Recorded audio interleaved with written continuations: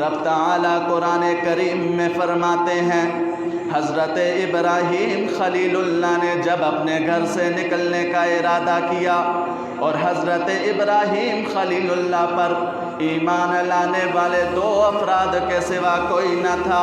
اب حضرت ابراہیم خلیل اللہ کہتے ہیں رب تعالیٰ کے قرآن کی زبانی وَقَالَ إِنِّي ذَاهِبٌ إِلَىٰ رَبِّي سَيَهْدِينِ کہ اے لوگو میں تمہارے اس وطن کو چھوڑ کر اب اپنے رب کی دعوت دوسرے علاقے میں پہنچانا چاہتا ہوں۔ اگر تم لوگ میری دعوت کو قبول نہیں کرتے، اگر تم رب تعالیٰ کے توحید کے قائل نہیں ہوتے تو مجھے اس کا اب کوئی افسوس نہیں رہا، کیونکہ میں اپنی حجت پوری کر چکا ہوں، میں اپنی طرف سے اپنا کام پورا کر چکا ہوں، اب مجھے یہاں سے چلے جانا چاہیے۔ اب حضرت ابراہیم خلیل اللہ اپنے گھر سے نکلتے ہیں اور نکل کر چلے جاتے ہیں دوسرے علاقے کی طرف اور لوگوں کو یہ کہہ دیتے ہیں اے لوگو اگر تم بات نہیں مانتے تو اب مجھے یہاں سے چلے جانا چاہیے، لیکن واجب الاحترام سامعین یہ بات یاد رکھیے گا کہ اپنے وطن کو چھوڑنا کوئی بہت آسان کام نہیں ہوا کرتا۔ میرے پیارے آقا علیہ الصلوۃ والسلام جب اپنے علاقے کو چھوڑتے ہیں، جب مکہ والے میرے پیارے آقا کو تنگ کرتے ہیں، جب مکہ والے میرے آقا کو قتل کرنے کے منصوبے بناتے ہیں، اب میرے آقا علیہ الصلوۃ والسلام کو رب تعالیٰ کی طرف سے حکم ملتا ہے اے پیارے آقا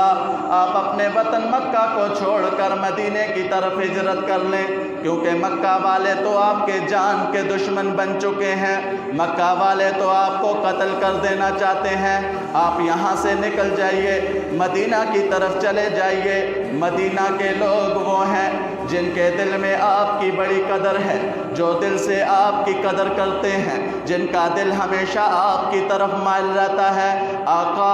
آپ یہاں سے نکل جائیے۔ اب میرے پیارے آقا علیہ الصلوۃ والسلام مکہ سے باہر نکلتے ہیں، مکہ سے باہر نکلتے ہوئے میرے آقا کی آنکھوں میں آنسو دکھتے ہیں۔ میرے پیارے آقا علیہ الصلوۃ والسلام مکہ کی طرف متوجہ ہو کر کہتے ہیں اے مکہ، اے مکہ مجھے تو بہت ہی عزیز ہے، لیکن میں کیا کروں، تیرے رہنے والے مجھے یہاں پہ رہنے نہیں دیتے، مجھے مجبوراً میرے رب کے حکم کے مطابق یہاں سے نکلنا ہے۔ میرے پیارے آقا علیہ الصلوۃ والسلام مکہ کو چھوڑ کے چلے جاتے ہیں، لیکن آنکھوں میں آنسو ہیں، آنکھوں سے آنسو جاری ہیں، اور اس سے اندازہ لگا لیجئے کہ اپنے وطن کو چھوڑنا کتنا مشکل کام ہے۔ لیکن حضرت ابراہیم خلیل اللہ بھی اپنے وطن کو چھوڑ کے جا رہے ہیں۔ حضرت ابراہیم خلیل اللہ کی چوتھی آزمائش اپنے وطن کو چھوڑ دینا ہے۔ بلکہ یہاں پہ ایک اور بات کہہ دوں، حضرت بلال حبشی رضی اللہ تعالیٰ عنہ میرے پیارے آقا علیہ الصلوۃ والسلام کے وہ صحابی ہیں جن پر مکہ میں بہت زیادہ تکالیف آئیں، جن کو مکہ والوں نے بہت تنگ کیا، بلکہ حضرت بلال حبشی رضی اللہ تعالیٰ عنہ کو مکہ کے لوگ گرم تپتی ریت پر لٹا دیا کرتے تھے اور کہتے تھے یا تو اللہ کا نام لینا چھوڑ دے یا اپنی زندگی کو ہمارے حوالے کر دے، تمہاری زندگی ختم ہو جائے گی۔ لیکن حضرت بلال حبشی رضی اللہ تعالیٰ عنہ کے ہمت اور حوصلے کو سلام، حضرت بلال حبشی رضی اللہ تعالیٰ عنہ کہہ دیتے تھے اے لوگو اگر مجھے مار دینا ہے تو مار دو، میں شہید ہو جاؤں گا، لیکن میری زبان سے تم احد احد کے کلمے کبھی بھی نہیں ہٹا سکتے، میں ہمیشہ اپنے رب کی توحید کے نعرے لگاتا رہوں گا۔ اب حضرت بلال حبشی رضی اللہ تعالیٰ عنہ